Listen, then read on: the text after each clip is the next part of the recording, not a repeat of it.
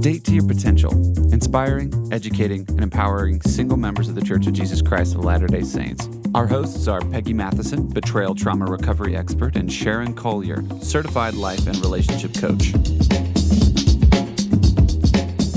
Hi everyone, episode 10. Woohoo! 10. Breaking up and rejection. Again, with our very special specialist, Sharon.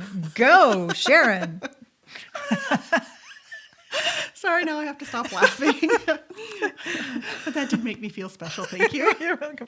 We got those chemicals going, which we're going to talk about I today. know, all those more great chemicals. So to talk about breakup and rejection, first we need to talk about being in love. Right? It's such a lovely feeling. It's such, fireworks and unicorns and rainbows, right? Teddy bears, all those wonderful things we feel when we're in love. And it's important to acknowledge those because they make us happy. All our oxytocin that makes us feel attached makes us feel happy. Our dopamine's flooding, and that makes us feel happy. That's stimulating all our serotonin, our norepinephrine that gives us all our butterflies and that swelling feeling that we're just absolutely positive that we're in love. Yes. All those great things are all stimulating our happiness. And it's really important to acknowledge those because when we break up, they immediately stop. Oh, we've all felt that. Haven't we? Haven't we just gone from the highest of the highs down to the lowest of the lows and just thought, what is going on here, right? Yeah, So absolutely. There's chemicals Yeah, involved. there's chemicals. That just kind of puts it in a different realm to think about it differently, right? Yes, and that's why I explain it the way I do, because people think they're going crazy. People think they're too sad. People think, that there's something wrong with them. And there's not. This is all normal, natural stuff. As long as, you feel those feelings, as long as you build a tent there, not a whole house, as long as they're temporary. Right. It's important to feel your feelings. Yes. It's okay to have those Yes. feelings. You Yes. need to acknowledge them. That's super, super important. Yes. So we're not saying you just ignore it. Right. All of that. But Right. yeah, but you don't want to live there, like you said. Nope, you don't want to build a house and live there. So we have all our chemicals that have stopped, right? Except our attachment hormones, our dopamine and our oxytocin. And I'm going to say the ghost of dopamine and the ghost of oxytocin remain, because We've the got happy ghosts. part of our dopamine and everything has stopped, but yet the attachment part has held on. And let me explain. We still feel attached to this person, even though they might be the scum of the earth, even though they may have fully rejected us and we're feeling all that, we still feel attached. This is what makes people go back to abusive situations. This is what makes people justify bad behavior in someone. This is what causes the on again, off again thing. And I have to tell you, after you've broken up for about the third time, statistically, that relationship is not going to work. Oh, that's good to know. Statistically. Statistically, about the third time that the breakup has happened and you get back together, it's not. And some people get married just to get married to get divorced. The marriage lasts anywhere from... Wait, you think people purposefully get married just to get divorced? Well, no, but Just want to clarify. No, this is, sorry if it sounded like that. No, this is just what happens. Oh, it's just what happens. Is they think that marriage is the answer. It's if they've broken up a couple of times or three times. If we just get married, then we're going to work harder at this. We're going to be committed and it's going to work. Yes, Oh, and yeah, it does no. not. The marriage usually lasts anywhere from 8 months to 3.5 years. Wow. Because it's not based on true commitment. It's just based on all this dopamine and all these hormones and chemicals. And a normal marriage that starts based on hormones is only going to last 3.5 to 4 years. If that's all there is. If that's right. all there is, because people get caught up in this. Like we talked about in our Love Chemicals podcast before, people get caught up in it thinking it's real love and they aren't committed.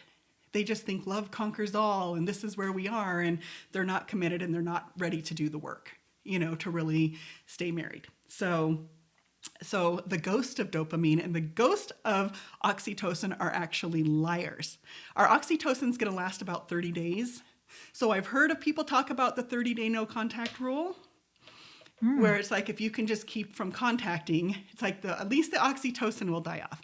Dopamine, dopamine is kind of an iffy thing, and we don't know how long it lasts or doesn't last. Or I love this because you can use this to help you transition out of that relationship, especially if in your mind you've gone, there are some things that really are not working here. yes, And I've had the experience where even after the 30 days, I perceive that what I was getting out of the relationship or what that relationship was, I made a story about it because Yes. it wasn't this particular one I'm talking about wasn't long at all. Right. And I was telling a story about it. I was making up a story, and I had to constantly say, you have assumed, Peggy, you have made jumps and leaps about what this really is. And Yes. it is not. Because he was not showing up the way that I imagined him to be. Right. So to get that 30 days behind me, and then also to deal with some of my thoughts too, and go and just have to have these conversations with myself Yes. and just get really real with myself. right. Get really honest. Yes. Well, what made me come on this discovery was a 5-year on again, off again, really weird, bizarre. I can't even really call it a relationship. It was just not with a healthy person at all. I was so ashamed to have even said I was with this guy for this long. But I actually made a list. Every time we would break up, I would make a list of all his indiscretions because he really wasn't a great guy at all. There was nothing really great about him except that he was a handyman and could fix all my things around my house was the greatest thing about him. And, he made me laugh. But other than that, I had a whole list, and I would look at this list and I'd be in so much pain, and I'd get a little text from him that said, I miss you. And I'd look at the list and go, oh, I can deal with these. Uh-oh. I can fix him. And I Yeah, told we all myself, do that. yes, all sorts of stories in my head. And I thought, why? Why am I doing this? And so at about the 5-year point, when I realized I could get a different handyman, and other people were going to make me laugh, this is when I started the research. I thought, why would I want him back? Under any circumstance, why would I want this man back? And I realized that my dopamine, this unhealthy ghost of dopamine, is telling me that I want him back. And it's unhealthy and it's wrong. And knowing that made me just be able to say, okay, shut up, dopamine. Like, you're not needed here. And I did release myself from him, and he actually got in a relationship 2 months later and married her. So yay for him. Yeah.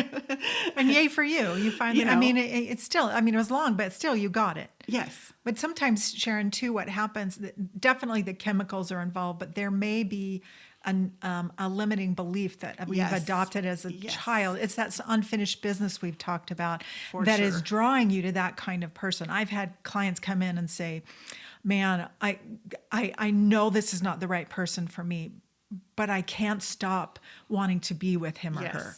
And I'm like, you're in the right place, because Right. we need to change some patterns, because what's happened is that part of you that's unhealed, unfinished Yes. from before, usually childhood, but can be It was later from than my that. marriage, yes. Yeah, from your marriage, We've you're all drawing. discovered It's this. comfortable. It feels good. It's like I have a Yes. sign here. Hey, yeah, I'm comfortable with this kind of guy. Yes. Bring it on. And it Yes. shows up in different ways.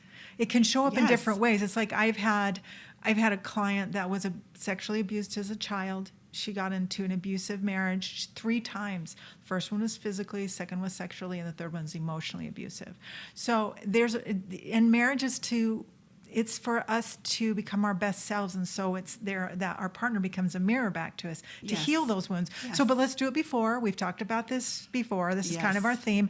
Take care of this before Yes. you get into a committed relationship. Yes. Anyway, so I just want to Yes. throw Oh, that no, in there. no. I actually would consciously think, oh, I dealt with my husband. He was difficult. I could deal with this guy.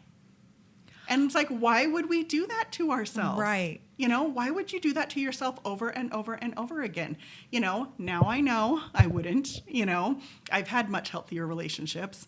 Well, and you probably at that point there was probably a message that you were believing that you're not good enough Yes. Oh, for sure. for anything else. For sure. Why and, would and I he's think a I need to- handyman and he makes you laugh. Well, this is comfortable for you, right? Yeah. Oh, yeah. No, for sure. I mean, that's exactly what was going on. But I had to figure this out. Yes. I had to figure this out. You know, when all my friends are saying, just so you know, if you said you were going to marry him, we'd all stop you. You know, I mean, so many outside sources were talking to me that I wasn't even hearing. You Yeah, know? that's- And so, you know, I've been there. I know. Lots of us have been there. We know. And just so doing the research, and this is why I share this, because we need to know, you know, What are the forces pushing on us? yes, Right? Heavenly Father is not telling us. This is not the Spirit telling us to go back to this person. This is our brain chemicals. This is our addiction centers in our brain saying, go back, this is comfortable. You know, it's better to have somebody than not have somebody, you know, and it's a lie. It's just a lie. And you just have to kind of fight through those to, you know, get through it so that you do not go back to a bad situation. Very good. Yes. Really good advice. Yes. So, should we talk about how to deal with the breakup for a minute? Because we're going to get into rejection, and Peggy has some really good stuff. But I just wanted to talk about how to get through a breakup a little more comfortably. I Okay. love it. Yeah, So let's go. our serotonin has stopped. Our happy stuff has stopped, right? So we have to replace that. And we have to replace our bad dopamine with good dopamine. Like the kind, dopamine, actually, we produce dopamine when we're looking forward to something. Like, it's almost like the difference of like going to get an ice cream cone and having an ice cream cone. It's much funner to think about going to get an ice cream cone. Yeah, that's why you plan vacations. You think You know, ahead of yes. time. I'm excited. I'm going to be going, and I'm going to be going to the beach. It's like, have you Yes. noticed when you actually drive to vacation, if you're driving, that trip doesn't take anywhere nearly as long as Driving the home. trip home because our dopamine is being stimulated. So having things to look forward to produces good dopamine, which is helping our serotonin, right? Exercising. What a great way to stimulate our serotonin. Go to your happy place. My happy place is hiking. If I can Yeah. hike to a body of water, I love that. Do your happy things. Reach out to people. If you're suffering, reach out to friends that are going to make you laugh. Nothing stimulates your serotonin like laughing with friends and being social. So do the things that you know you love to do. If you're not a social person, maybe don't go be social, you know? Yeah. But do healthy things to get you through it. Do not turn to Big Macs and chocolate and Diet Coke and unhealthy things. Stop yourself before that. Think about it. We're Yes. going to go over that in just a minute. But Yeah. Sharon, this is very much about self-care. Yes. And if you if you don't know what you want, I mean, I think for a lot of years in my marriage, I didn't know what I wanted. And that's part of the system I was in where it was confusing and all of that. And Yes. it wasn't about me, it was all about him. And so, but if you don't know what you want and you love, make a list. Start Yes. making a list. You should have a list of at least 20 things that you can go to. And these Yes. might be like when I coach people individually, when they're in trauma or they're in a challenging relationship or going through something like this, I have them make a list, and it can be as simple as I want to just sit down and look out the window. Yes. I love putting my feet in water, you know, Yes. or I'm going to Yes. give myself permission to take a nap. So, but get your self-care list. Yes. It's super important, and have that ready.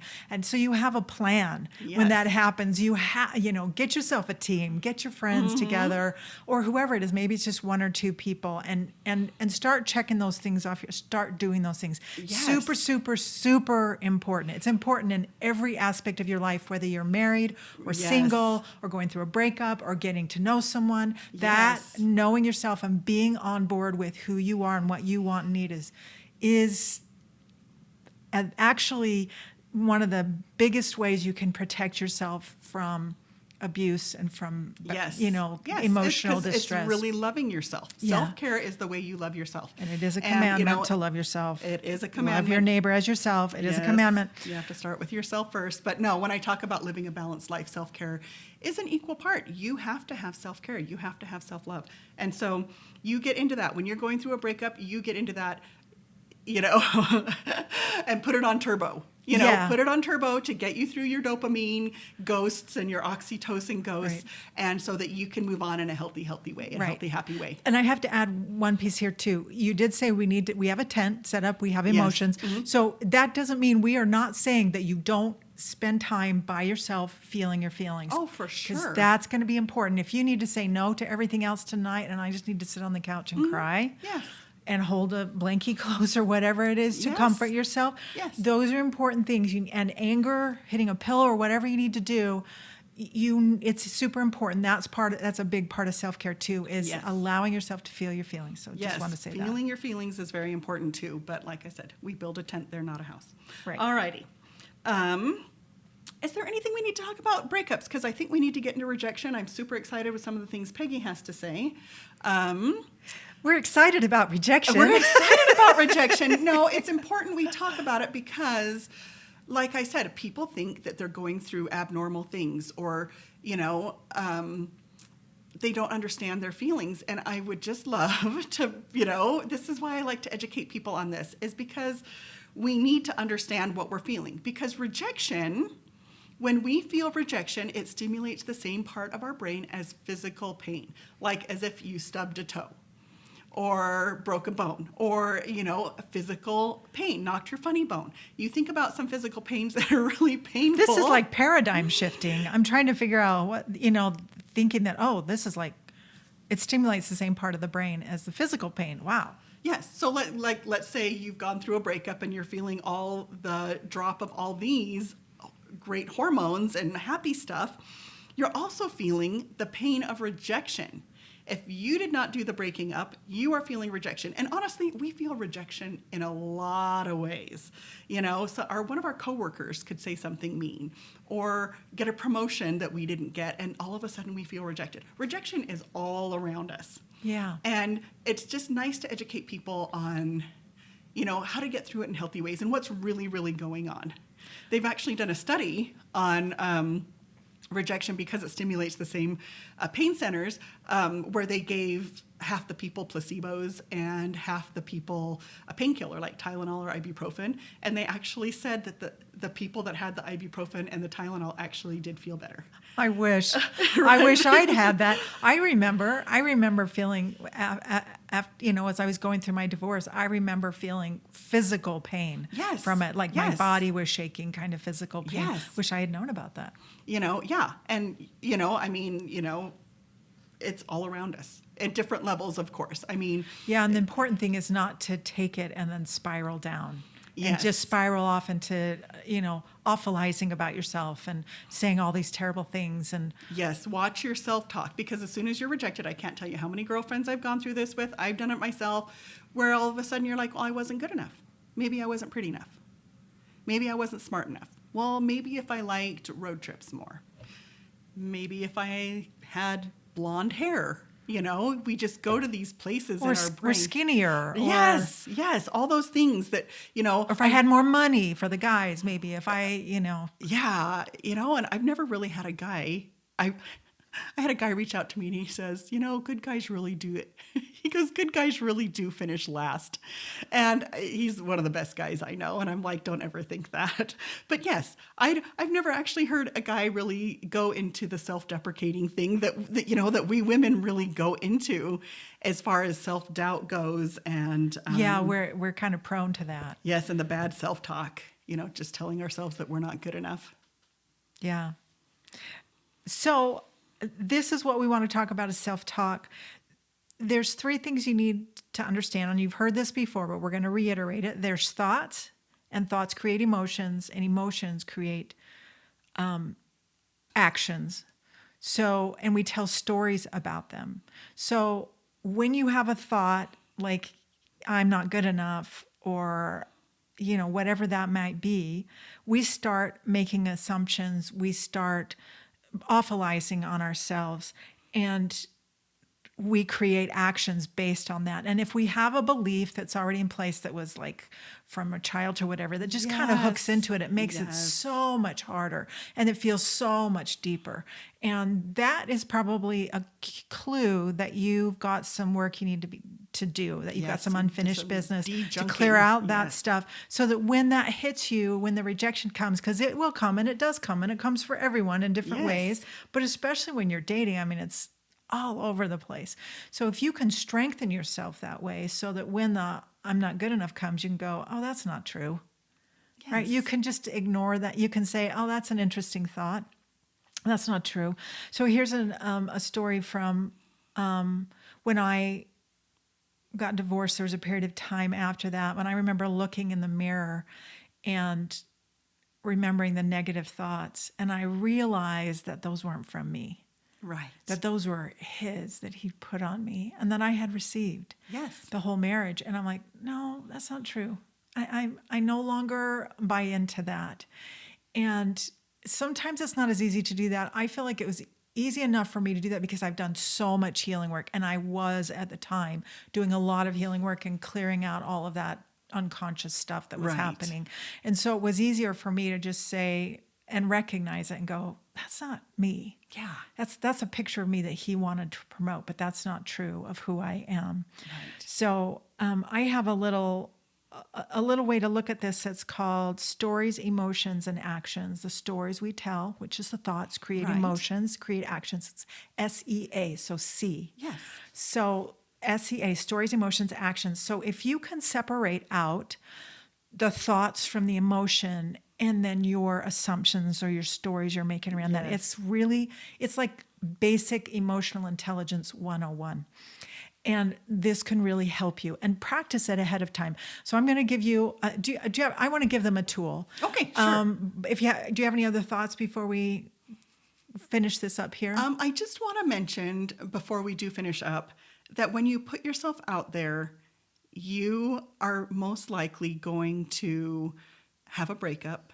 You're going to suffer some rejection. You're going to suffer these things. And it's just part of putting yourself out there. And so I just wanted to make sure that, you're aware of this. You're aware there's no relationship's going to be perfect. And you're probably going to kiss a lot of frogs before you find your prince or princess, right? Right. Okay.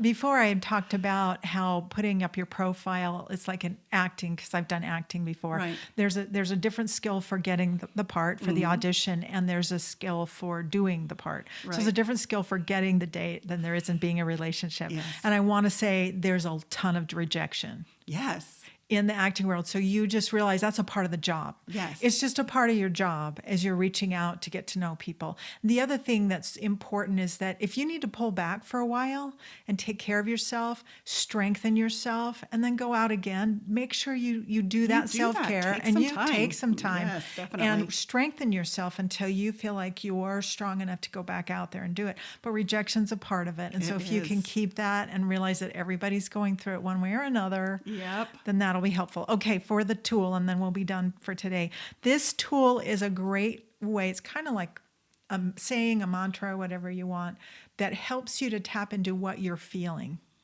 And when you start to understand what you're feeling, and even you can figure out, where am I feeling it in my body? Oh, my stomach's tense. And then you can get curious. Right. But the first step is this tool. It's called Stop, Be Still, Open, and Allow. So you want to, if you have something coming up, like you're feeling anxious or you just got emotion, you're not sure what it is, you just go stop. You think stop. Maybe you stop your body physically. Stop your thoughts. Be still. And you open. And you allow whatever you're feeling to come forward. Now, I actually have practiced this enough that I can do this in the middle of a conversation. Oh, wow. So I can go, oh, what's this coming up? Oh, and if you can't right then figure out what it is, just asking the question, what is this? Oh, this is curious, and getting really curious about it. You can play the game of just trying to identify your emotions. Now, you can go online and you can find a whole list of all the different names of different emotions. Right. And it's happy, sad, angry, afraid, and then shame is one of them too. So But you can start to name your emotions. That's part of emotional intelligence. Yes. Is understand, and you can say, like I said, feeling where I feel it in my body helps you to identify it. And then from there, you can start to ask, why am I feeling this way? What just happened? Or what's the thought? And you can kind of back up a little bit, kind of roll back the camera and see what happened that made this emotion. So it's and you can practice this, and I encourage you to practice it. So it's stop, be still, open, and allow. Oh, I like it. Yeah. And that way you can start to really understand what's going on and start to get a little bit of control. So we've got the chemicals, we've got the thoughts, we've got the emotions, all of this. So hopefully you guys got some great stuff from today. All right. Thanks, Peggy, for that. And we will catch everybody next week. Thanks for tuning in. Yeah, thank you. Bye.